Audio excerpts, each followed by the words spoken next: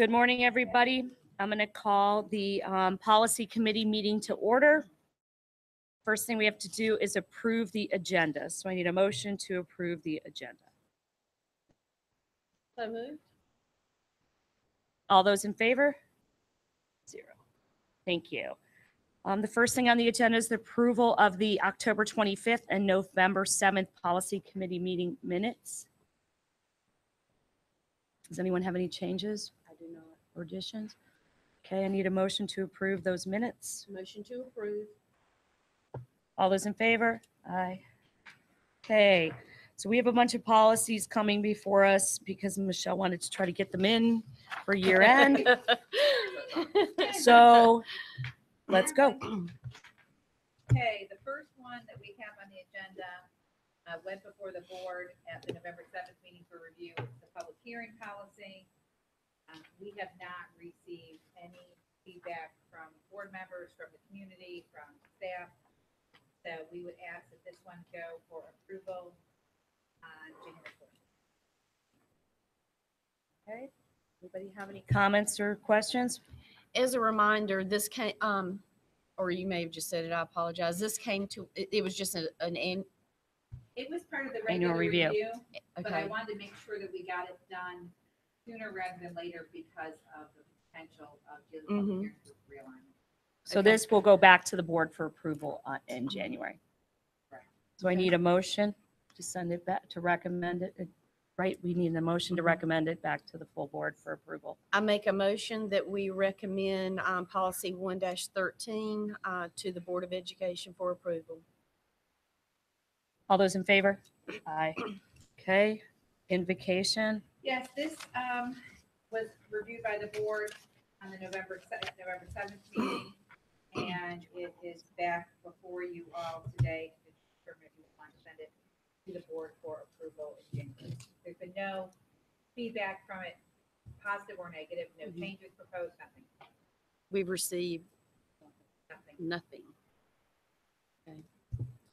I make a motion that we recommend this to the full board for approval.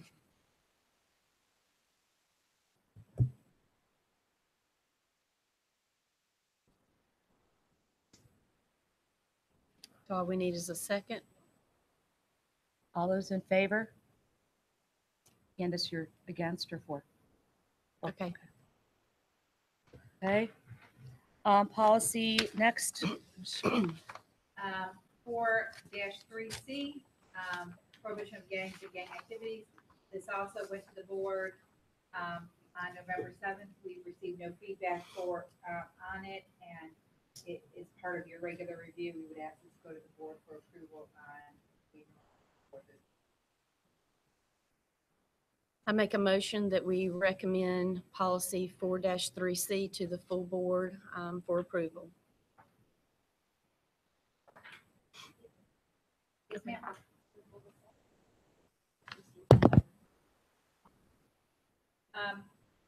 What we have done in the past is the principals have gone, correct me if I'm wrong, Dr. Jones, the principals have worked with Mr. McCraw. He works with the sheriff's department, and we pass that information down to the sheriff, to the site-based teams through the administrative team. Yeah.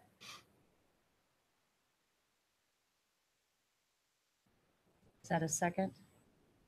All those in favor? Aye. Aye. Okay, and now the rest are coming to us for the first time as part of our regular review, right? Correct. Okay. So And if you want to, we can 1-6. do them kind of individually. We'll go through each of them. The first one is the duties of the vice chair. This is part of your regular review. Staff did not have any changes to this policy. And if you want to vote on them in bulk or pull any out, I can talk about them individually. That's fine. I'm good with that. Do it in bulk. Is that okay doing it Let's in see. bulk? Do you care? Okay. Okay. And then we'll go through each one. Okay, sounds good. This one, we would ask to go to the review, goes to review in January. Next one is duties of board secretary. There's no proposed changes to this one. It's part of your regular review. So we would ask for the board to review.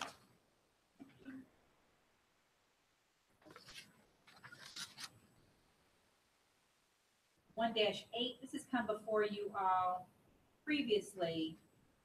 The board policy committee didn't make any recommendation to change it. We had talked about election of the officers in lieu of the merger plan, which kind of leaves us where we are. Uh-huh. This was part of your regular review. We would ask, this would go to the board for review in January as well. The only comment that I have is it's duplicative of 1-1D, where we talk about the members of the board shall elect a chair and vice chair to serve for 2-year terms. Duplicative. There's the only difference is, I mean, we can strike that part. A lot of our, Duplicate. Okay, Yeah. then I'm I fine. mean, I have no Okay, opposition to pulling it out. it's okay. I'm fine. I just wanted to point it I out. think some of it is Okay. and I probably paper, what's electronic.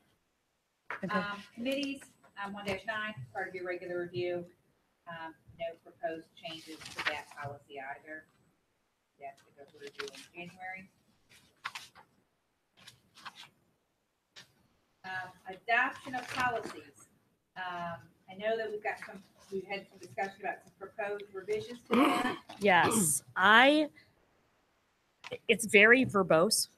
Yes. I would like to see it kind of condensed down into something Okay. more.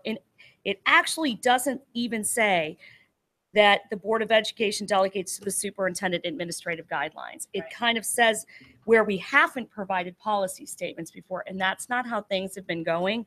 So I would like to try to, before this goes to the full board for review, I would like to try to condense it and get in there, and that we would get a copy of the administrative guidelines prior to them going public. Can we, Yes. and I will bring it back to the next policy. Are you guys Okay. okay? Are you good with that, Candace? Mhm. I would like to do that. Okay. Thank you. Sorry. Okay. Okay. Next one is 1-20. This is part of your regular review. I will tell you, I searched 9 different districts and the School Boards Association draft policies. No one other than Union Public Schools has a policy like this. Yeah, And I don't know that it is even necessary.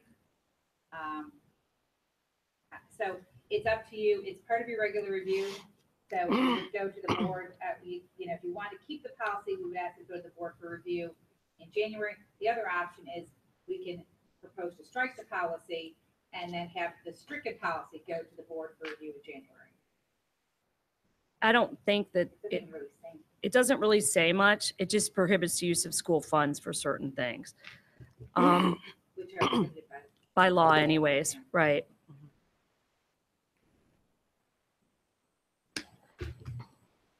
I could go. No other school board. I couldn't find anyone. Mhm. I'm okay. Of the bigger school districts, I'm okay with striking it. I'm okay with striking it. So, So we would be, this, we'll deal with that one separately because we want to delete it in its entirety. So then, just a silly question, do you just put this section as left blank on purpose, or do you what we'll do is we'll reuse the number the next time.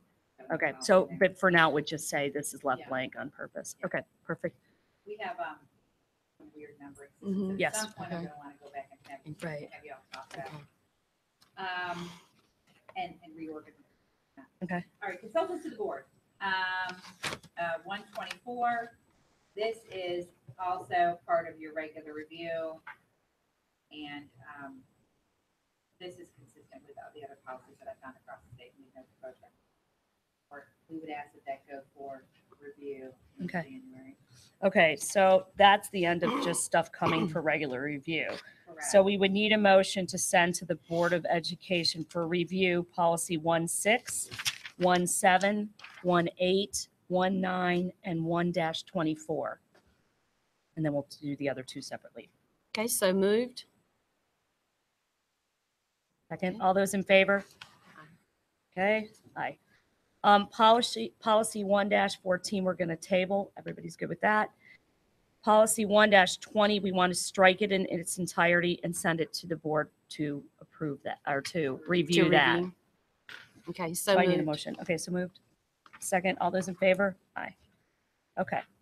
Now, let's do, can we do the lice and Clorox discussion first Sure. before we get to 4-13? So this came from, at the request of a member, and I've had these questions too, and I sat in as a member of the community on the meeting when this was discussed to change it, I think a year or two ago, right? Yeah, about a year and a half. About a year and a half ago. And I probably get a couple questions a week on our lice and Clorox policy. It used to be that kids couldn't go to school with nits, active lice, and then it was changed. When I first came to the district, we had a no lice, no nits policy. Our nurses came to us and asked that we revise the policy to take the no nit component out of it. So this was based on a request from the nurses. Correct. So the policy was initially, early in my tenure, changed to remove the no nits. It was just a year Yeah, it and was a half like ago or 2 years ago. 15, I know we removed the 16. policy completely, like a year ago, but it was a change in between there. Okay, there was, Okay. okay. Is my recollection. I know we talked about the no nits forever, because the most districts allow nits because nits aren't long. But so medically, it's not necessary to have a child who has nits sent home from school. It's not educationally purpose. So we've dealt with that piece of it. And then there was some discussion because we started getting calls about, well, why don't you have a bed bug policy? And why don't you have a ringworm policy? And why don't you have this policy? All related to other kind of contagious things that might be in schools. And so we did a lot of research, could not find other districts that had lice policies. And so the nurses recommended we take it out of the policy manual and put it into the school health manual. And it was lifted in its same language and put in another location. So it's What's the still- policy? You're itching. I am itching, Is it yeah. under now? Actual Gone. policy, it's in the all school health gone. manual. So the nurses and the schools apply it as was written in policy. They just kind of looked at the language and made it a protocol. So the same procedures and protocol are in place as were always in place. It's just not board policy per se. And so there's no change at the school level as there wasn't with the policy. But there's just a no lice. There's Yeah, there's the nit, the no. the nits nit's is- still yeah, gone. right. Okay. Right.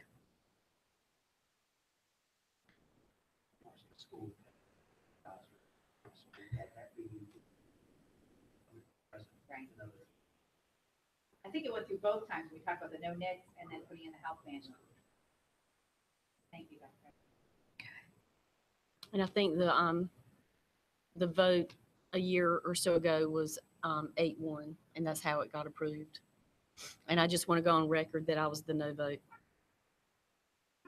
And I know I'm asking you to remember something that happened a long time ago, but what was your reason? I had so many parents touching base with me, and I had received emails. And I think since Ms. Sturdivant has joined the board, parents have reached out to her, and I have shared my information with her.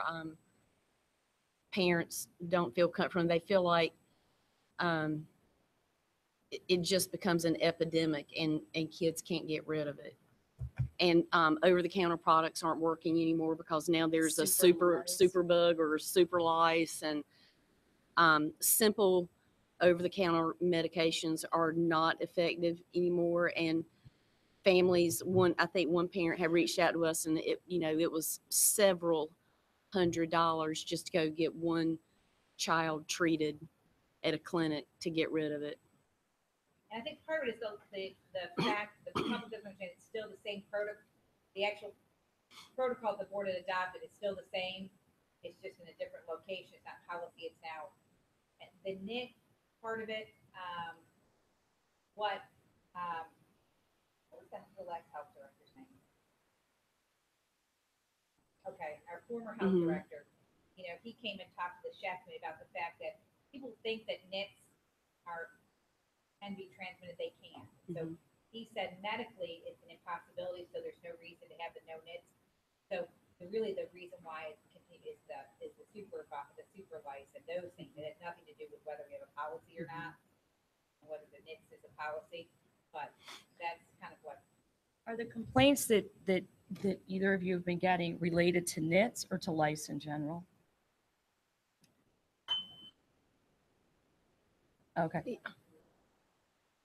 Lice. It was lice. Okay. Do Do you think we need to have a policy again, or what? Do you think you answered their question? well, again, I voted no. Right. So I felt like we needed a policy.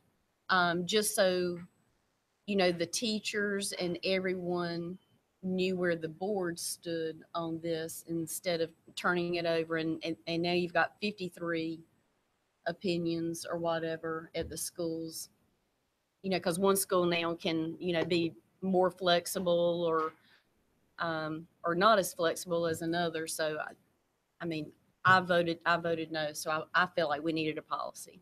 So do we want to put a policy back in?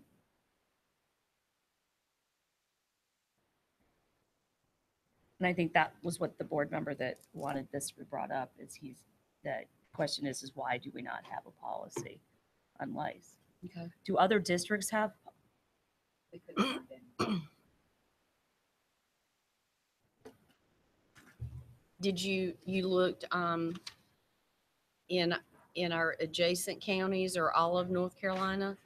I reached out to my colleagues in the National School Boards, North Carolina Council of School Attorneys, and asked them to let me know if any of their counties had a lice policy. And the responses that I got consistently were that it's handled by the school health department. And there should not be 53 different implementations because the same protocol is still in place and the school nurses have all been trained to implement the same protocol. There was some questions in the very beginning because principals thought once the policy was gone, then kids could come and run around with lice. And the nurses immediately jumped on it and said, no, it's the same protocol. It's just in our policy manual, and we're able to show the principals where it was. And Do lice letters still go home? yes, What- And teachers still do checks if there's been oh, a absolutely. report. Absolutely.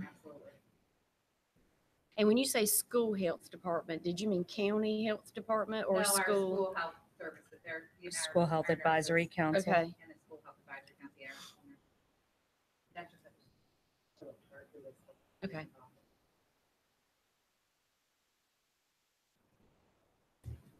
So based on that, should we leave it be? Should we?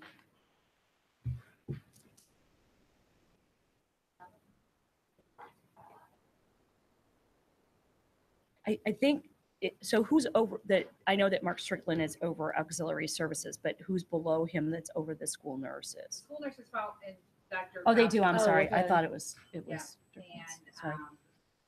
so we have 2 lead nurses. School nurses are under school performance. We have 2 lead nurses that are located in central services. So the school nurses report to their school lead. Not really a reporting, it's kind of a liaison. So who tells the school nurses what the policy is or not?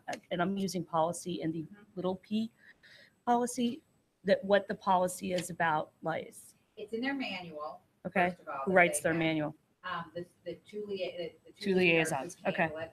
And I have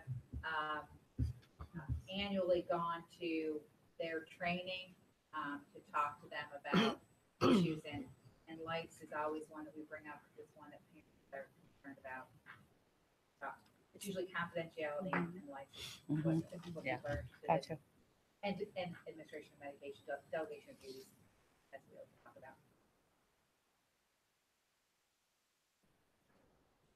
Yes, correct.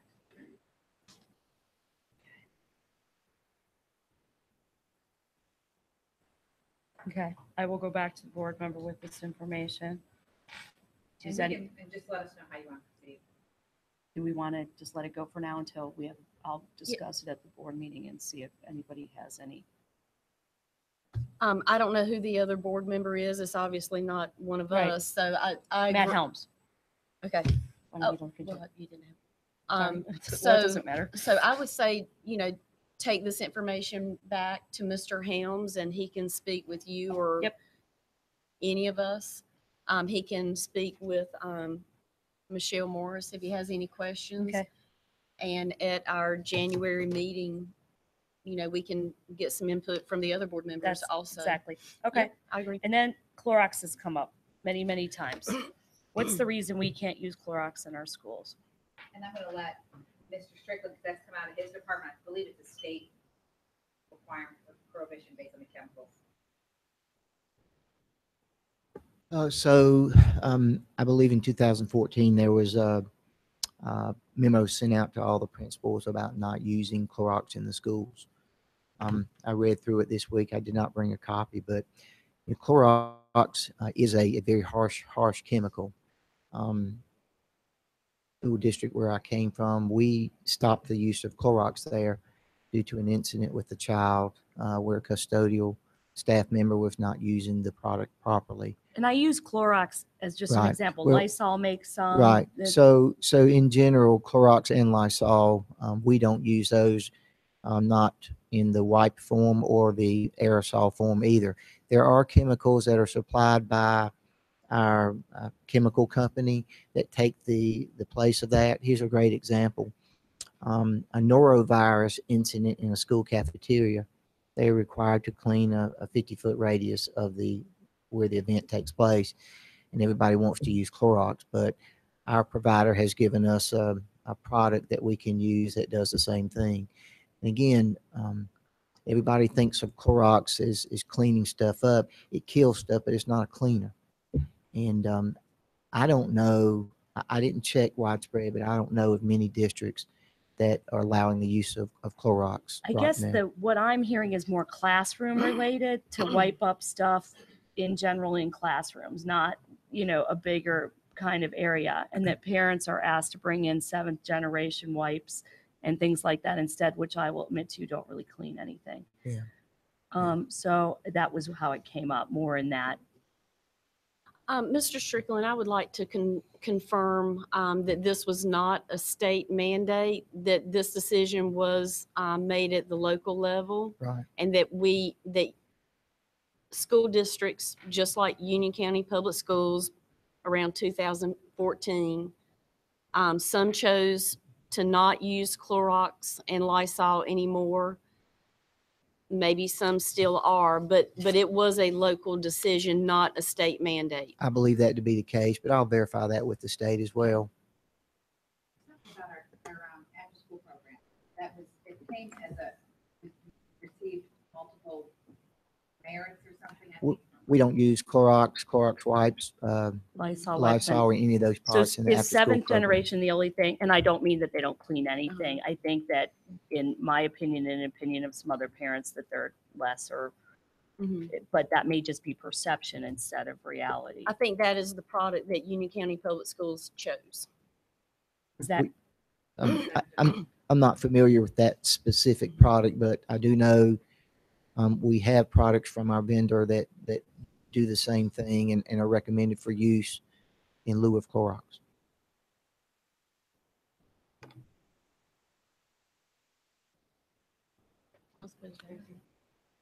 That was what was outlined in the 2014 memo that was sent out, and I just found that the other day. I believe, and this was a green effort, a green initiative. Again, Clorox is a harsh chemical, particularly when it's not used properly. I believe there are likely other products out there that may be safer to use than Clorox wipes that could accomplish the same thing. Well, we'll take a look at the memo that was sent out, refreshing it up, and send it back out again. Right. We'll communicate that to the principals. Let us do a little research and again freshen up the memo, and we'll send it back out. And just to give everyone an idea, specifically what's going on right now and why we're hearing so much about, why can't we use the Lysol spray, and let the rooms sit overnight to kill those viruses after the students leave. At the end of the day, is because apparently there's been an outbreak of mono in our county, and we've heard of a lot of parents complaining and disappointed that their child that's spreading in their particular schools. One of the reasons the Clorox aerosol is discouraged is the nature of it, and it can cause breathing problems for students. So, and again, it's been my experience that both here and in other districts that the use of those types of products is really frowned upon. And again, I was saying after hours when students are not in the building to let the classrooms rest and clean up Right. while the children are at home.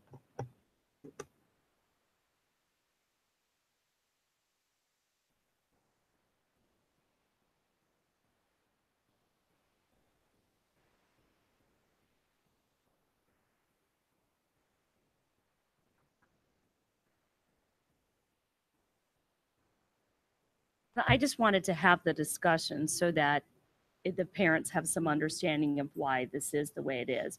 I do know that other schools use Clorox or Lysol wipes or whatever in their schools. So, and they see that elsewhere, not in Union County Public Schools. But so I just wanted to have the discussion about it. And I'm glad that we have an alternative to that that's less harsh on the environment. And again, I do understand the dilemma with wipes, but I was going back to the spray, a spray that could kill viruses and stuff overnight after the children are long gone at home and the schools are being cleaned and sanitized. And we're entering flu season. Right, and I think it goes without saying that any surface that a student can come in contact with their hands, doorknobs, things like that, desktops, we have to pay particular attention with those to make sure that they are cleaned. Again, what the district where I came from, we had a bad outbreak of some things down there, and we had to do some extra efforts with our custodial staff to make sure that we were being vigilant in wiping things down. But again, we had the products that were recommended to do that. Great. Thank you. I appreciate that. Just as a point of information, I have forwarded you all a copy of the link to the school health manual on our website. And I also indicate the pages at which the lice provisions is page 226 and forward. You sent it to the full board? I or sent just it to the policy? policy committee members. Absolutely. Yes, that'd be great. And then that way, if we get an email or something, we can Yes. direct them straight to that link that you've provided us. Thank you.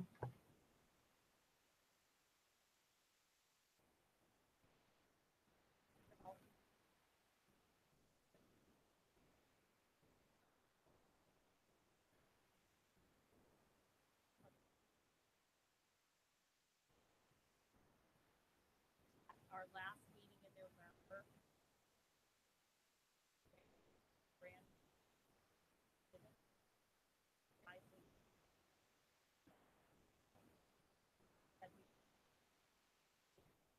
today we're going to talk about, and we're going to also talk about every spreadsheet that's high school that shows current.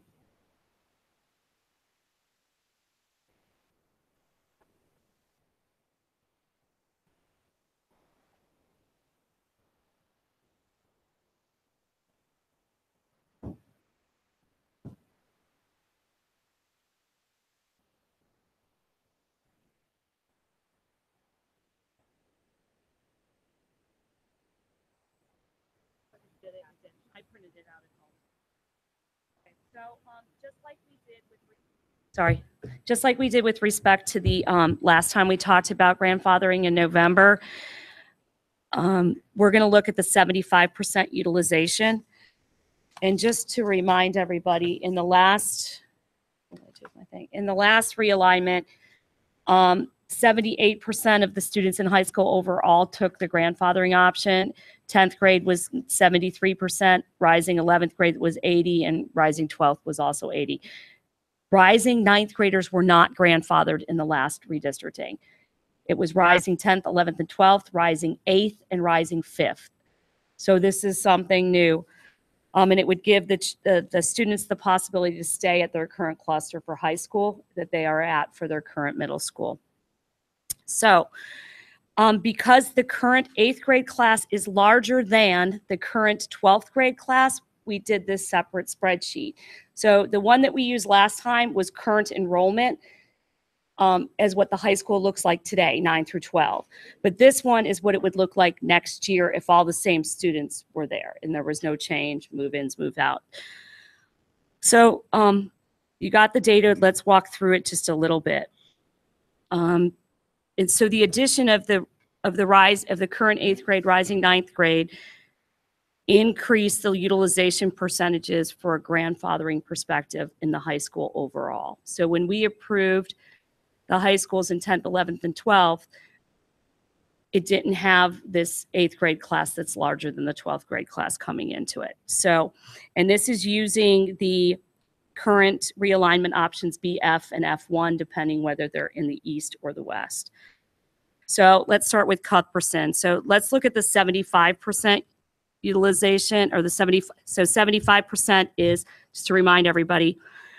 So there's columns on here that shows the live-in, the kids who are not moving, the kids that are being moved into that school, and the number of kids that are being moved out of that school.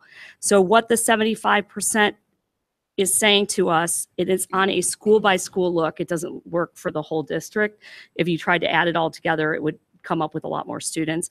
So by school, we took the kids that are moving in and assumed 75% of them would come to their new school and not stay at their existing school. So the moving in kids would not accept redistricting or grandfathering at their current school, and they would come. But the kids that are being moved out to another school, 75% of those would take the grandfathering and stay. So that's why it is only looking at one school. So for Cuthbertson High School, the highest it would take their enrollment is to 1848, which would put them at 103% of utilization. They have no MCRs, and they have current utilization. Forest Hills High School would be at 78% in the highest option. It was the 75% option. Marvin Ridge would be at 98%. They are currently at 91% of utilization. Monroe High School pre-bond, so pre-addition to their, right. So, and again, this is a look at it for 1 year, because each year, so it's next year's the worst year, because then after that, they would start to fall off a little bit, because as the rising 12th grade class graduates, that's a grandfathering kids that would move, that wouldn't stay. So this would be the looking at kind of the worst year is next year. Monroe High School pre-bond, they would be at 106%. Or 107% in the highest option. Currently, they're at 97%. They have 13 MCRs that they use as classrooms, so they have additional capacity that's not within the school that they currently use. Maybe one of two of those will be displaced because of the construction, but their school will be undergoing construction next year, both in the auditorium and in the addition to the school. Parkwood High School would be at 91% in the highest option. They're currently at 90%, so that really doesn't seem to be an issue. Piedmont High School would be at 87%, and they are currently at 88%. Porter Ridge High School pre-bond would be at 105% of capacity with 1,907 students. They are currently at 96% of capacity with 1,741 students. And they will be undergoing a renovation as well next year. Sun Valley High School pre-bond. They will have 1,684 students in the largest one, which is 113% of capacity. They're currently at 105% of capacity. And they have 13 MCRs right now, and at least half of those will be gone when the construction begins, which is next year. So, and the last one is Weddington High School. They would be 90% in the largest option, and they're currently at 74%.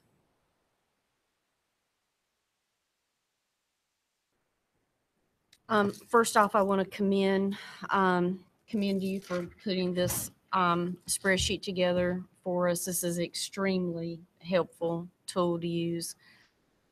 I will point out that it appears that if option B were chosen, you know, that's the one that could potentially create a problem at Sun Valley. Right, but I don't want to like, I know, I'm Right. just saying that, you know,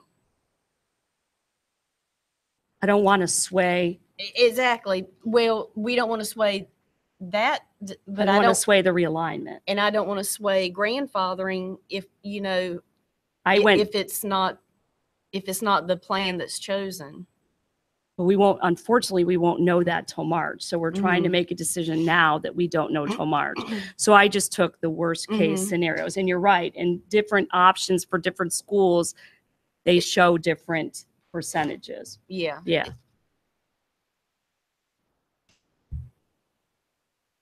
So again, it's a 1 year snapshot of the school. So a 1 year challenge to get through. And I guess that does anyone have any questions about the data? Or does staff have any comments about what the schools would look like with those students in there? And again, that's assuming 75% of these kids, well, 75% of the kids that are getting moved in come instead of taking the grandfathering at their own school, and 75% of the kids moving out. So it's an unrealistic look at it from a overall standpoint, but it's a look at it from the school itself. And I think that if you had to look at it, the moving in using 75% of the kids would come, that's kind of, you don't know that. They may take the grandfathering and stay at their school, and that would be a bigger number. Now, if you go to the 50%, where 50% of the kids that get moved in come, kids that are moving out take the grandfathering, the numbers go much lower. Sun Valley is only at 104% of capacity. The Porter Ridge is at just a little bit over 100%, and everybody else, and Monroe is just exactly at 100% capacity. So it just, you know what I mean? It's a big drop Yeah. if you go from 75 to 50%. Well, and then the very last column, which I don't know if is on all yours, is the 25-75, just to confuse things a little bit more. I looked at it as if the 25% of the kids that are being moved into the new school come, the other 75% take the grandfathering. But 75% of the kids that are being moved out of that school stay with the grandfathering. And that definitely takes those numbers down a little bit as well. That's the very last column. So the 100%, 75%, 50%, and 25-75 option. Just to kind of, I don't know if it helps or makes it more difficult to make a decision, but that's kind of where we are. Monroe is currently at 11, let me make sure I get it right, 11, well, they were at 1226 at 40th day or month 2 of school. So they would be going to 1352 at their highest. So another 125 kids in the school. What were my other ones? Sun Valley was at 1576 at 40th day. Porter Ridge was at 1741 at 40th day, or month 2 as DPI calls it.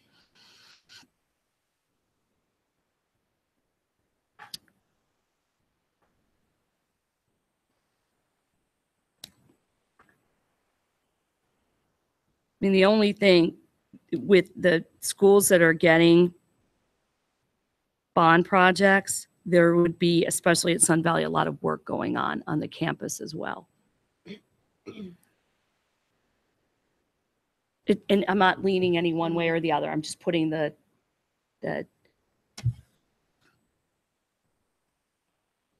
data out there.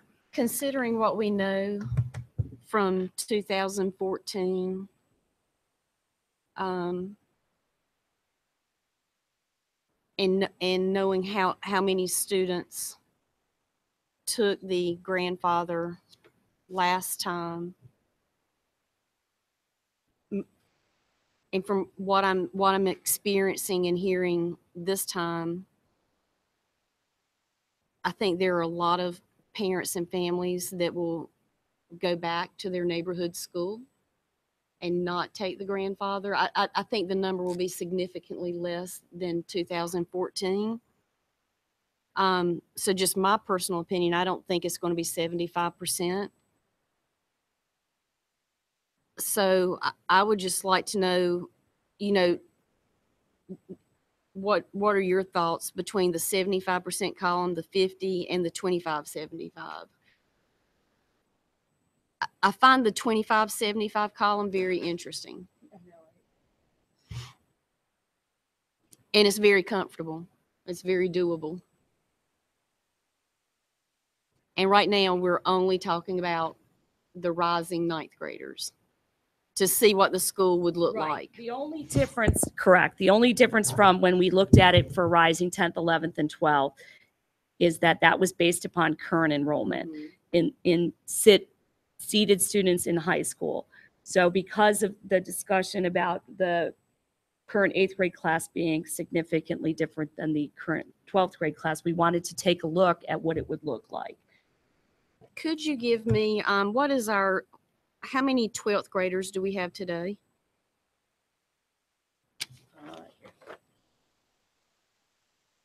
So that's the class of 2018. I only have 20-day numbers. And they include Wolf and South Providence. So right now we have about 3,200 12th graders.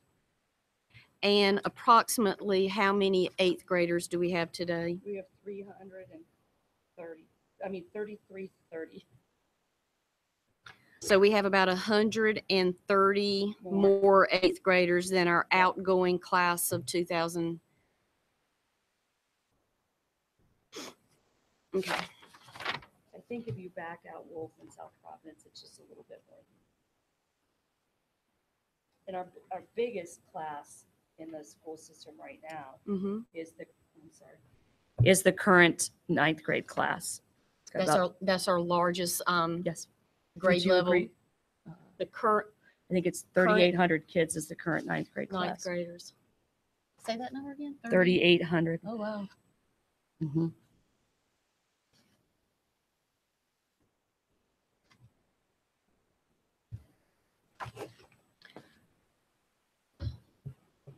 I do have one question regarding grandfathering and process.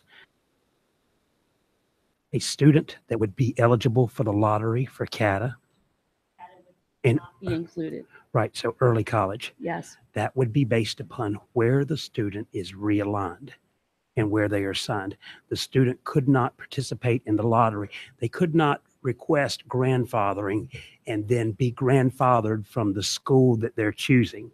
They would be a part of that pool where the school assignment is, if I'm correct. So I just want to make sure, for example, if a student was going to be assigned from Parkwood to Cuthbertson High School, then they would be included in the pool from Cuthbertson High School where they are assigned. They could not make the choice to grandfather to Parkwood and then participate in Parkwood's pool. They would Because be, there are, okay, that's a great question. So there are pools that for CATA that we, so by there's school, allotments or whatever words you want to say. There are allotments. by school, By correct. school. As early college as well. That's a great question. Is that how it was done last time? That's my Oh, no, understanding. because last time was rising 10th, so it didn't get Right. in. Well, But if it did not get you're involved. going to consider that, it would be where the student, Where they were supposed to the be student going. could not use grandfathering then to be a part of Correct. that school's pool. Their pool would be assigned from where the student is assigned. Correct. Yes. You have to pick one. Right. Right. We would But just I have to guess- be, Right. we would If have they to be didn't get into consistent though. CATA though, they could then choose I mean, I guess that's a question. Because they wouldn't know if they were in CATA at the time they have to choose grandfathering or no grandfathering, right? Didn't we do it in April, May of last year? It would have had to been because we did the board decided in March, and Right. And you don't know CATA results until the end of June. Correct. That's a good question.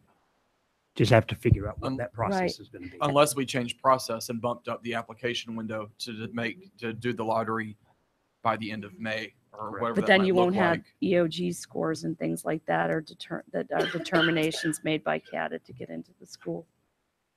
That's the only issue. I assume it takes some time to get the data from the schools about their scores and Their stuff like. EOG scores. Right. For fifth grade. The reason why, one of the reasons why we're looking at rising ninth graders is the last time around, if you were at Cuthbertson Middle School and you got redistricted, so you're an eighth grader at Cuthbertson Middle School, but you got redistricted to Parkwood Middle School, you had to pick your classes at Cuthbertson High School because this information from that student hadn't been transferred to its new assignment school yet. And I think that created a lot of uncertainty for parents because you weren't sure at your new school if you were going to get the classes that you picked at your old school. So I think that was some concern. And what was the other one? Sorry. Concerns, spring registration obviously was one of, but those students already had 3 years of that being their home.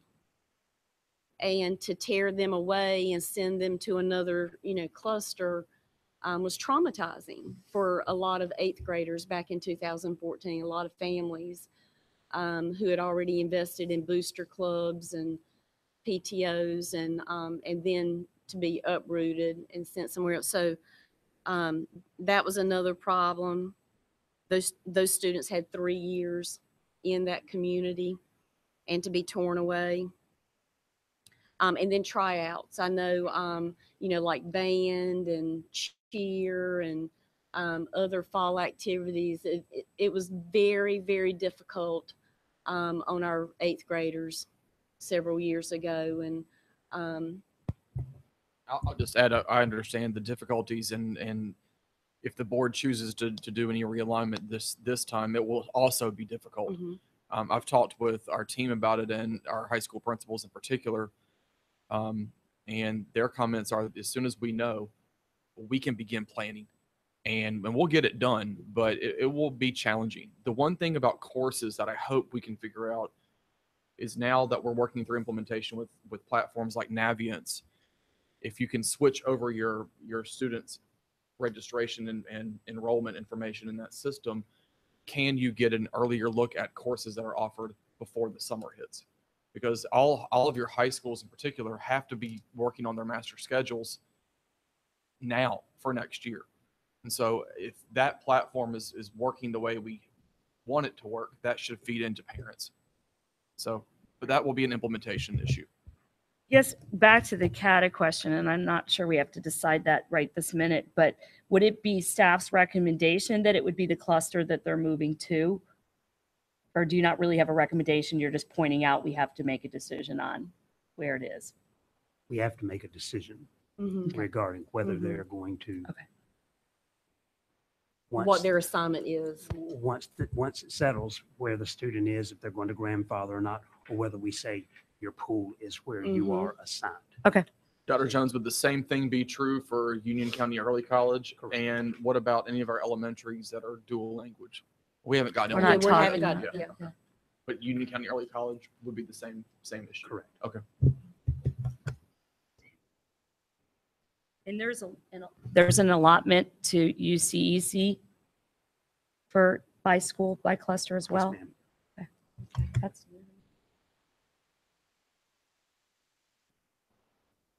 Well, But then if there's a wait list and there's no other kids on the wait list from a particular cluster, does it open up those spots from those clusters?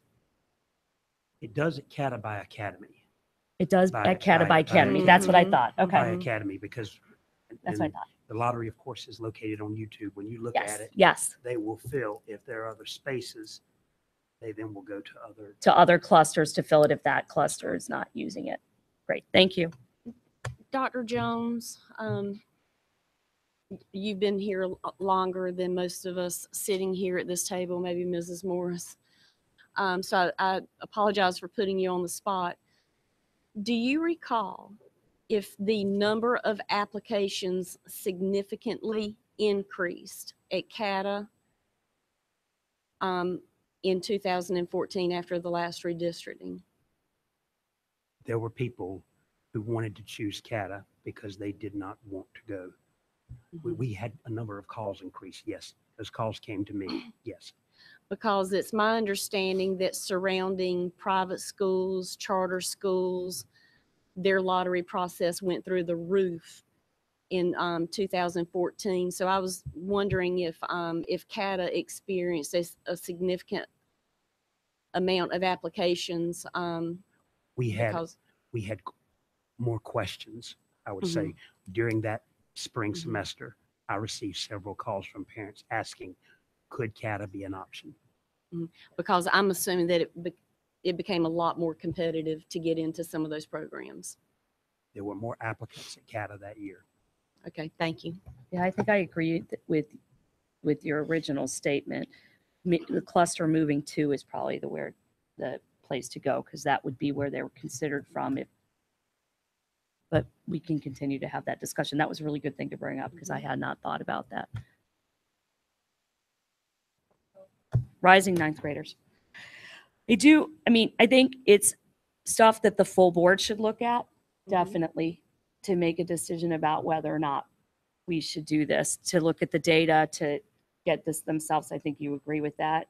I think we all agree that the 9 of us should get a chance to look at it. So does that mean that you want this committee to make a recommendation to the full board, or you don't want to make a recommendation and decide it as a full board? Either way, it doesn't matter. We can Okay. make a recommendation to the full board if we would like that. Well, That's I would like to make the motion from policy that we offer grandfathering current 8th graders who will be our rising 9th graders. I would like to make that motion to approve grandfathering as one of their options to the full board. a recommendation to the full board to allow rising ninth graders to stay at the cluster to which they're currently assigned if they provide their own transportation. Correct, if they can provide their own transportation. Second. All those in favor? Oh, sorry, go ahead. Discussion. Yep. I just want to make a point. I would like Dr. Jones and Dr. Faust to have a conversation with high school principals, because I want to make sure we're able to educate the board about impact. If you just look at Porter Ridge in terms of the master schedule, at the 75%, we would be adding in 267 students. So I just want to make sure that our high school principals give us feedback on program implementation, impact, master schedule, just so that we know where we would be good to go if the board decides to go in that manner. And I appreciate that, but when you show them the 75% column, I want to make sure that you educate them on the 50% column Absolutely. and the 75% column, because I think this process is going to be significantly different than 2014. And I think the numbers will be less. Absolutely. We'll do that. And I think And you have the we'll be fine. spreadsheet. I think 75% would be extreme. I would ask that you please communicate that 75% is worst case scenario. Sure. But we see this process being significantly different than the process that was used in 2014. And you have the spreadsheets. I sent new ones last night, I think, just corrected things that, so you're welcome to share those so they can take a look at them for themselves. But again, remind them, like what it says at the bottom in the footnotes, this shows only that one school. It's not a possible scenario for the entire district, because we're duplicating many times over. So I just want, so we had a second. Would you be able, here's my question now. We have a board meeting on the 4th, thank you, 4th of January. Is it at all possible to get feedback from the 9 high schools by then? So yes, we can get feedback from them. I also had a question surrounding it. thinking forward, and let's say that we go through and it's a vote of redistricting, how soon would principals know? Well, how soon would the vote go for if we were going to? We're supposed to be getting the recommendation from the Citizens Advisory Committee, I believe on the 18th of January is their Okay. currently scheduled last meeting. I will just say that's currently scheduled. Last, Okay. And then I would assume we would have a vote, Ms. Merrill, in March. Beginning of March would be Okay. our vote. And so my question then would lead to, if whatever the options are, staffing of the schools and making sure we have the right teachers in the right schools to just ensure that we have teachers who can teach the kids who are enrolled, because it will impact our master scheduling. The issue Either that way. you're going to have with grandfathering, though, is you won't know that on March, whatever date. Right. Last time they were sent a letter about grandfathering and they had to check that they accepted or didn't accept.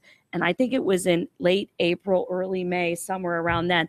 Maybe we could get that out earlier. I don't know. I mean, the vote for this will be about the same time as the last vote. So I don't know what the mechanics of getting that are. But that's going to be your big thing is the grant, as you've seen, what the grandfathering looks like. Because if you look at the charts that are online just for the options as they are without grandfathering included, they look a lot different.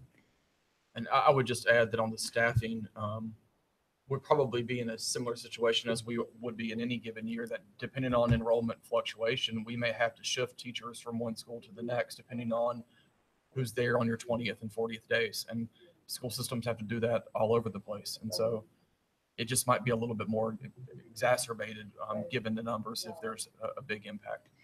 And I guess the 4 schools that we've kind of talked about, Cuthbertson, Monroe, Porter Ridge, and Sun Valley High Schools, I think are the main, but I want you to go to all 9, but those are the main those are a little bit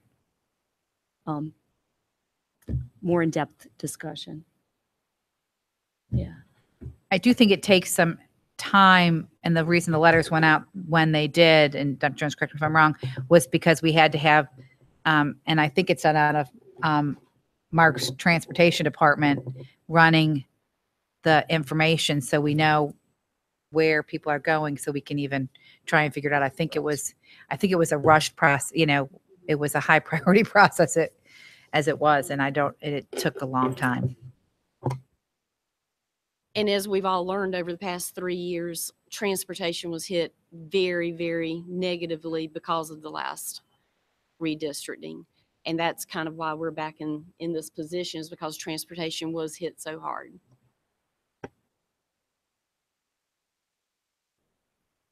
Anything? And I just wanted to clarify too, is that this would follow the same procedure as your previous motion, which specifically removed from the grandfathering specialized setting students, our EC. I just want to make sure that.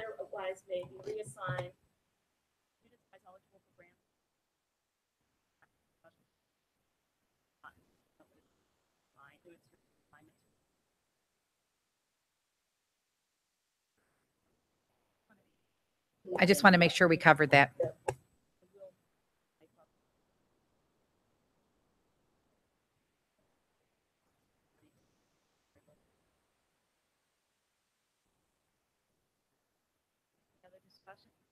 Any other discussion? So all those in favor of recommending rising 9th graders to be grandfathered, provided they are responsible for their own transportation, and adding in that students otherwise eligible for grandfather may be reassigned if the special program required to meet the needs of the student is not in the school to which the student is currently assigned or pursuant to an assignment to an alternative school. All those in favor? Aye. Okay. Now, the other thing that you received is middle school. And in middle school, you got the whole school. So current enrollment, 6th, 7th, and 8th, current 6th, 7th, and 8th grade students. Also on that spreadsheet was a separate folder that just had rising 8th. So last time in the redistricting, they grandfathered just rising 8th. So that was just the rising 8th spreadsheet, and then there's a whole school concept. So we can talk about that. And I guess we'll just go to the whole school, because if it works for the whole school, then we can talk about 8th grade. The schools that would be, if you, again, using the 75%, although last time for middle school, which was rising 8th only, was only 56%, but that was just rising 8th. Cuthbertson would be at 100% or in the highest realignment option. They're currently at 95. It wouldn't be that big of a deal. Oh, I'm sorry. They're currently at 95, right? The next one would be Piedmont Middle School would be at 104%. At 1027. They're currently at 1017 at 103%. So that really, they appear to be doing it now. So that should work. Porter Ridge Middle School pre-bond again would be at 1365, which would take them to 101% of capacity. Currently, they're at 1313, which is 97% of capacity. So that would be about 60 more students than they currently have, and they have 21 MCRs in their backyard. And Piedmont Middle School has 4 MCRs, just to let you know that as well. Sun Valley Middle School would be in the biggest option would be 112% of capacity. At 1325, they're currently at 1262, and in the past 3 years, they've been above the above the number that they're projected to be at. They're in Sun Valley, middle school. Sun Valley Middle School in the 2014-15 school year was at 1365. They have 9 trailers, so they seem to have done it there. And Weddington Middle School would be at 101% and its largest at 1230, and they're currently at 90% of capacity. And remember, in some cases, the capacity changed. Sun Valley, Piedmont, and Parkwood, their capacities declined. That would be. Is this just for 7th graders? Which one are you looking at? That is just the rising 8th. So current 7th would be rising 8th. But the chart I was talking about is the whole school, which is this one. Okay, so this one has 6 and 7. 6 and 7. So Okay. rising 7th and 8th, correct. And actually, it's what it did is the same thing I did before. It took 75% of the kids moving in and 75% of the kids moving out would stay. So same thing, but it's the whole school, and we're only talking about 2 grades. So really, this works fine. This does not include the rising 6th graders. It includes the 3 grades that are Okay, currently there. gotcha. And I'm saying we would only be grandfathering 2 of the 3 grades, because one would be your rising 9th grade to high school. Okay. So these numbers are higher than they probably are. So if you looked at the 50% numbers, we're there, because it assumes all 3 grades would be grandfathered when only 2 of the grades are being grandfathered, but they didn't have the separate 6th, 7th, and 8th. So I figured this is close enough for government work to, it's above where It's definitely a safe it's number. inflated. It's a safe Because number. we know that the current 8th grade class are is really going to high large. school, and they're Okay. going to high school too. And So- it's a big and it's number. large. Okay. Yes. It's pretty close though, I think, to the current 7th grade class, the current 8th grade class. Well, we would need to know if it was close to the current 5th grade class. It's lower than the current 5th grade, but I'd have to do it by cluster. So we know, that doesn't tell- but because we know the 8th grade class is so large, But- we know this is a good.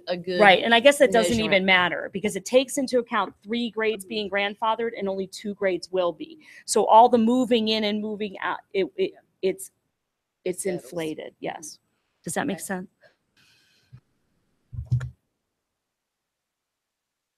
Only thing I didn't do. This just takes them to their terminal grade in middle school. So it would grandfather rising 7th and rising 8th until they graduate from middle school. And then they would go to their new assignment. So it would be 2 years to finish out middle school for current 6th graders and 1 year to finish out middle school for current 7th graders. And then they would move to their new assignment. I have not looked at it as if they went all the way through high school.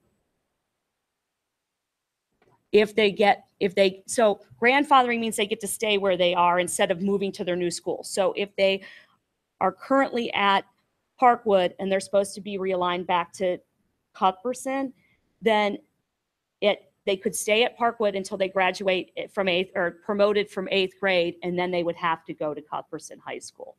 It just takes them, Michelle calls them terminal years. So 5th is a terminal year, 8th and 12th. So it would just take them to their 8th grade terminal year, and then they would have to go to their new assigned high school. And again, I did not look at holding them at their currently assigned schools cluster all the way through high school. One, I haven't done math yet, and I could do those spreadsheets so we could look at them next time we get together if that's something we're interested in doing. But 2, it also pushes out the realignment and the effects of the realignment another 2 years. So we've already grandfathered 4th grade. It would be 6th grades.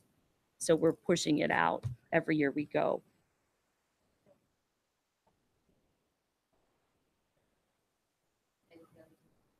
They would not under what I'm showing you. They would finish 8th grade. And then they would go Then they to would have to go to their new whatever, assignment. let's say their new assignment was Parkwood High School. They could finish out at Monroe Middle School, but then they would go to Parkwood High School. No, because we wouldn't let them go back and. Well, they could stay if they wanted to stay with their friends and if they wanted to. They did not. So grandfathering is an option by students and families. If they do not want to stay, so you can be grandfathered and still say, I take my new assignment. I don't want to stay where I am. I'm just going to go ahead and go to the new school that I've been assigned to. So basically, the challenge we have at the middle school is,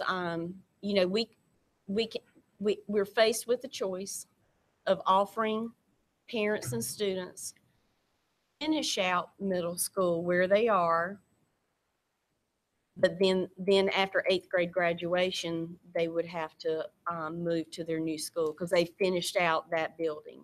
And we could have a sibling policy that if they had a sibling that was staying in their old high school, that they could stay with them. Or the second option is to grandfather them all the way through high school, but I haven't done those numbers. Candace, I will share with you, back in 2014, only about 40 or 44% of 5th graders chose to take the grandfathering to finish out 5th grade. So in 2014, rising 5th graders were allowed grandfathering to complete their elementary experience. And then rising 8th graders were allowed to finish out their middle school experience and then go to their new assignment, vice versa. So that's the challenge we're facing right now with middle school is we just made a recommendation that we're going to take to the full board on the current 8th graders to allow them possible grandfathering to continue on to high school.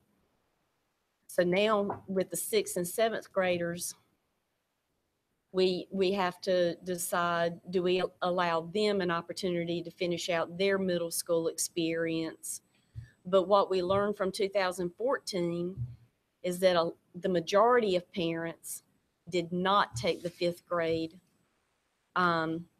did not take it at that time because they wanted their child to go ahead and move to their new assignment to make friends and prepare for middle school and high school. And rising 8th grade was only 56% that took it because they wanted them to move to their new, the other 44% moved them to their new school. So the conversation we're having is about, the 6th and 7th graders.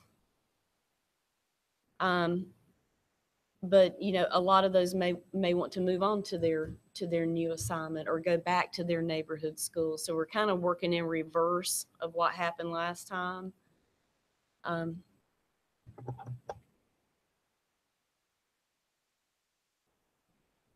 Anything else?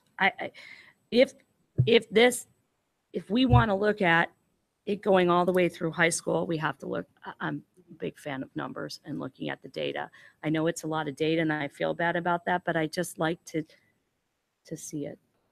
So today, you were able to provide us with high school data. So we have the numbers to make a recommendation to the full board for high school, It has, rising ninth. it has.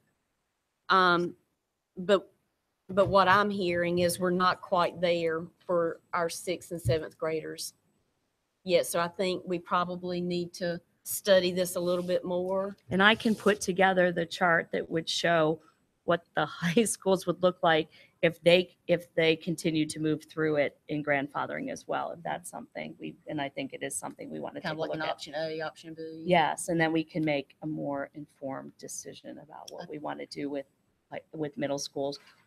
And then you guys would be able to take, Dr. Faust and Dr. Jones, the most comprehensive information to those middle school principals to have a discussion, just like you're doing with the high school principals. Would you agree with that? Okay, So I think we'll just we'll table wait. that and We'll then wait I'll on put it this. together. In all my free time over spring, holiday break, I will do that. Oh, good. I'm glad. You know, with doing it, and I have to thank the facility staff because they were huge helps putting it together and double checking my numbers because it got tiring to do it. But now I know a better way to do it. Just put columns in there and hide them.